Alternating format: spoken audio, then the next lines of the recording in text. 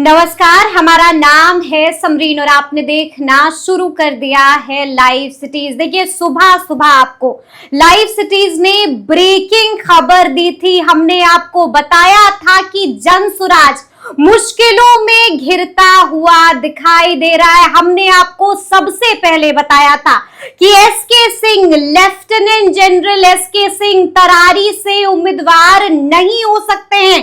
पेच फंस गया है, मामला अटक गया है। मामला क्यों अटका है, पेच कहां पर फंसा है, उसका भी जिक्र सबसे पहले लाइव सिटीज ने ही किया था। देखिए इस वीडियो में हम आपको बताएंगे कि क्या प्रशांत किशोर अब मुश्किलों में घिरते हुए तो नजर नहीं आ रहे हैं, क्या हड़बड़ी में बड़ी गड़बड़ी तो नहीं कर रहे हैं। और इस वीडियो में हम आपको ये भी बताएंगे कि तरारी में मामला क्यों अटक गया और अब प्रशांत किशोर कैसे बच सकते हैं, कैसे फतह हासिल कर सकते हैं। तो आज इस मुद्दे पर हम सीधी बात एक बार फिर से करेंगे सीनियर जर्नलिस्ट ज्ञानेश्वर जी से। हम आपसे जानना चाहते हैं क्योंकि सुबह वाली खबर सबसे पहले आपने ही ब्रेक की और आपने बता दिया कि एसके सिंह हो सकता है कि उम्मीदवार नहीं हो। हम आपसे जानना चाहेंगे कि मामला कहां अटका। नहीं देखिए, मामला कहां अटका इससे ज्यादा महत्वपूर्ण यह है कि प्रशांत किशोर से इस बात की उम्मीद नहीं थी कि उम्मीदवार घोषित करने के पहले इतनी जांच परख नहीं करेंगे। देखिए अब मुझे जो बात समझ में आती है, जो पुराने लोग कहते आए हैं या फिर प्रशांत किशोर को समझिए, प्रशांत किशोर देश के सबसे बड़े रणनीतिकार रहे हैं, चुनावी रणनीतिकार। तो इस रूप में उनकी भूमिका क्या रही है, चाहे 2014 का चुनाव हो, लोकसभा चुनाव हो जब नरेंद्र मोदी प्रधानमंत्री बने, या फिर 2015 में बिहार में बाहर है नीतीश कुमार है, या फिर आप ममता बनर्जी की बात कर लीजिए, स्टालिन की बात कर लीजिए, जगन रेड्डी की बात कर लीजिए, जिसकी भी बात आप कर लीजिए, अरविंद केजरीवाल की बात कर लीजिए। तो प्रशांत किशोर की भूमिका रही है हवा को आंधी में बदल देने की। बिल्कुल ठीक है जी, सुनामी लाने की भूमिका। हाँ, हवा को आंधी में बदल देने की। लेकिन प्रशांत किशोर ने अब तक बूथ मैनेजमेंट यह नहीं जाना है और पहली बार पार्टी बनाए हैं। अब तो उन्हें मतदाताओं को घर से निकालने से लेकर बूथ तक पहुंचाने का टास्क भी संभालना पड़ेगा। और वे बात बात में कहते हैं ओवर कॉन्फिडेंस, बिल्कुल जी कहते हैं कि बस आप चुनाव लड़ने को तैयार होइए, बाकी हम सब कुछ कर लेंगे। दूसरी बात भी समझिए, देखिए हमारे यहां बड़े बुजुर्ग कहा करते थे कि आप हिंदू कॉलेज के प्रोफेसर जी, हार्वर्ड के प्रोफेसर, कैम्ब्रिज के प्रोफेसर, ठीक है उनका ज्ञान बहुत बड़ा है, जैसे प्रशांत किशोर का ज्ञान बहुत अधिक है, बहुत अधिक। लेकिन हार्वर्ड और कैम्ब्रिज वाले जिनका ज्ञान बहुत अधिक है वह प्राइमरी स्कूल के बच्चे को नहीं पढ़ा सकते जी, क्योंकि वह भूल गए हैं। वह केस स्टडी कर सकते हैं लेकिन पढ़ा नहीं सकते।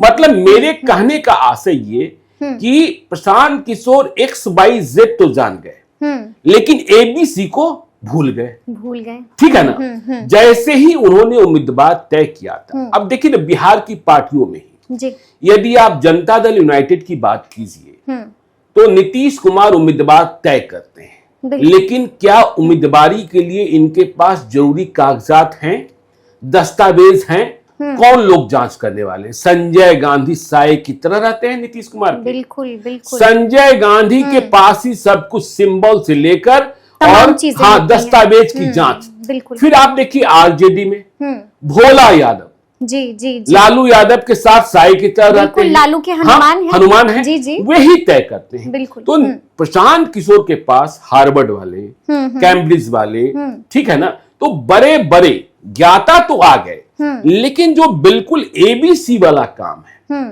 जब आप लेफ्टिनेंट जनरल एसके सिंह को चयनित कर रहे थे जी, यह जान गए थे 2014 से आप जान रहे थे कि ये बिहार के रहने वाले हैं, तरारी के रहने वाले हैं।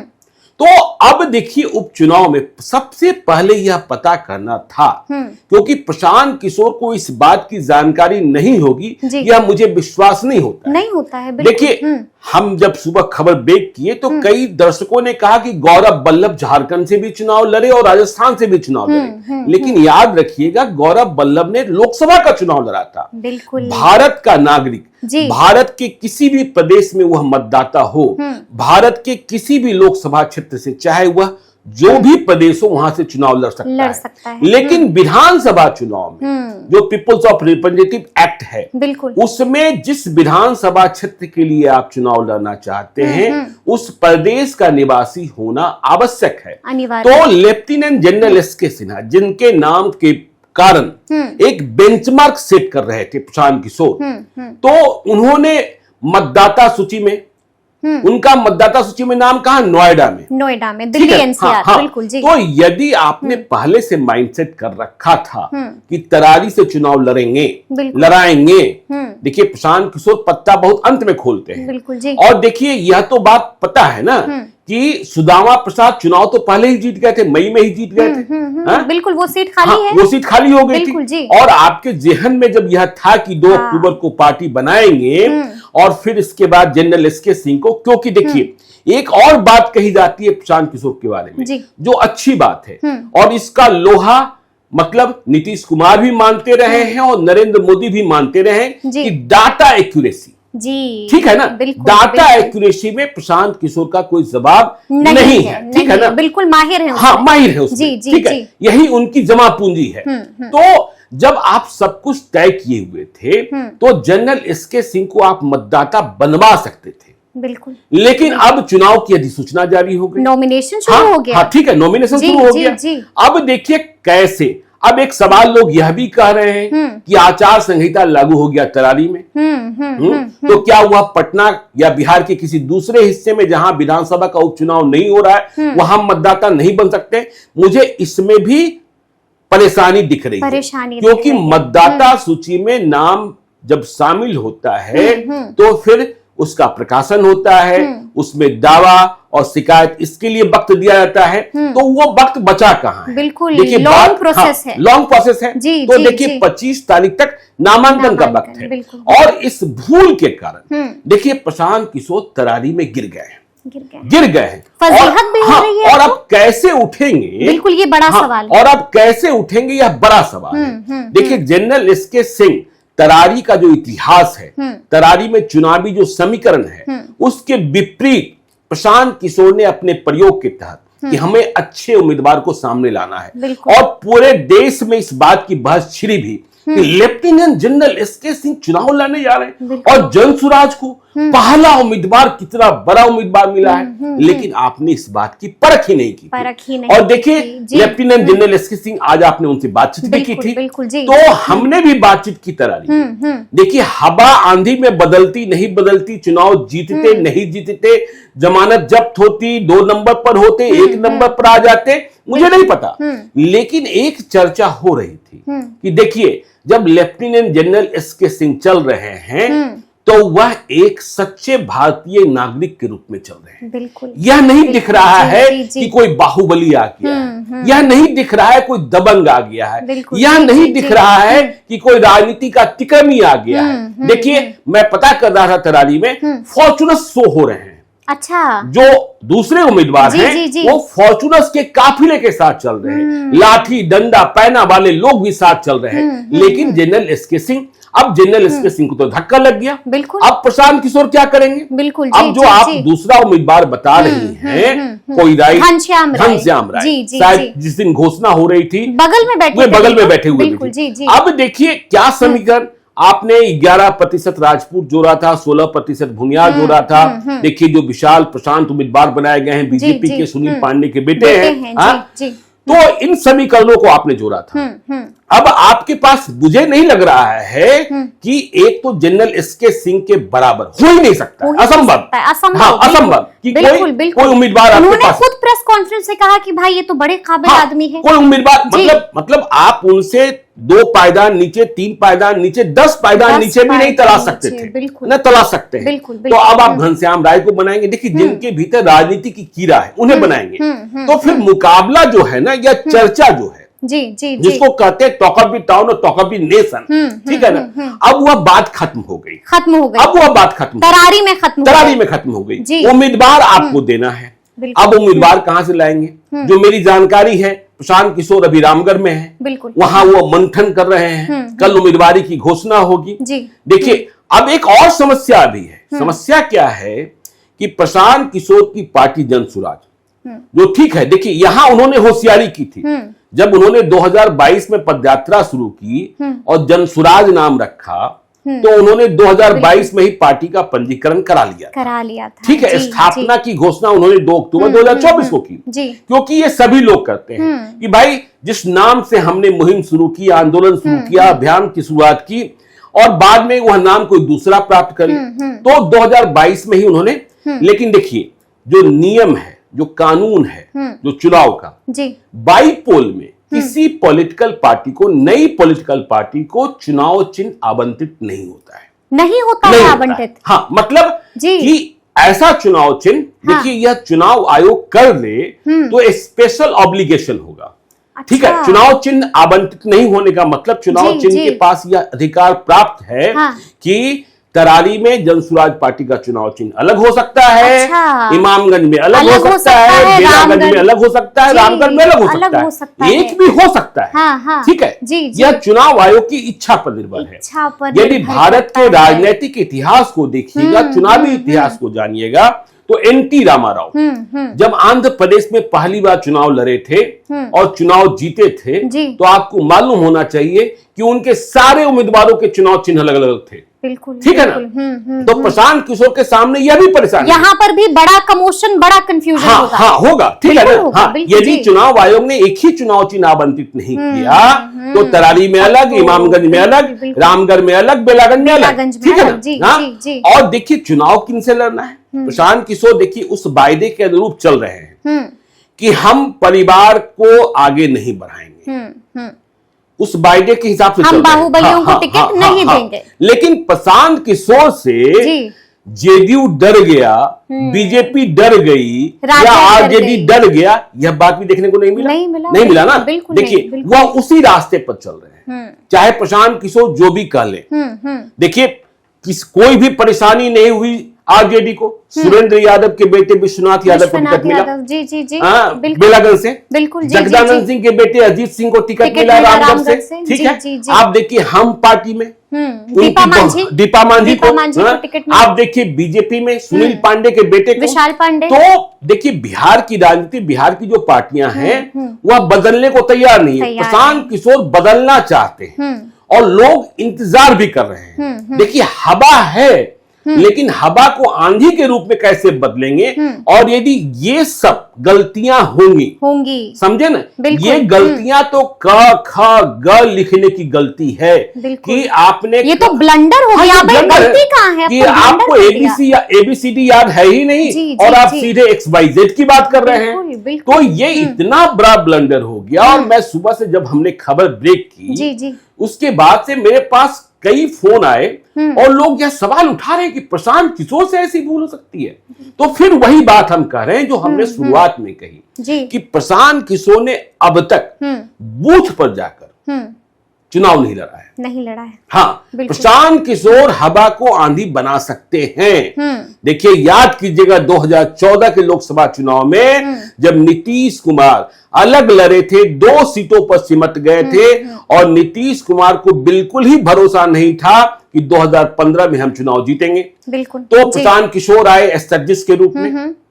गुजरात में जो कुछ हुआ 2014 के बाद, जिनसे उनकी लड़ाई हुई, ठीक है, और उन्होंने एक नई फिजा, बिहार में महागठबंधन बना, और बिहार में बाहर है नीतीश कुमार है। देखिए इस बात को भी समझिए कि प्रशांत किशोर इस मसले में भी माहिर हैं कि वे माइंड चेंजर हैं। बिल्कुल। हाँ, माइंड चेंजर। जी, जी, जी। यदि आप एक बार उनसे मिल लें तो शायद हो सकता है कि आप हिप्नोटाइज हो जाए। बिल्कुल, ठीक है ना। बिल्कुल, बिल्कुल, मुझे जी, याद है जी, कि 2015 में जब जेडीयू की मुहिम को ऐसा लग रहा था कि जेडीयू चुनाव जीत ही नहीं सकता है, पटना के श्री कृष्ण मेमोरियल हॉल में जी, जेडीयू के राज्य भर के कार्यकर्ताओं को जो इंपॉर्टेंट थे उन्हें बुलाया गया था और सभी लोग कह रहे थे कुछ हो ही नहीं सकता है, समझे। और प्रशांत किशोर नीतीश कुमार के सामने कह रहे थे कि देखिए ये डेट सीट है, अच्छा, इस तारीख को ये होगा, इस तारीख को ये होगा, इस तारीख को ये होगा।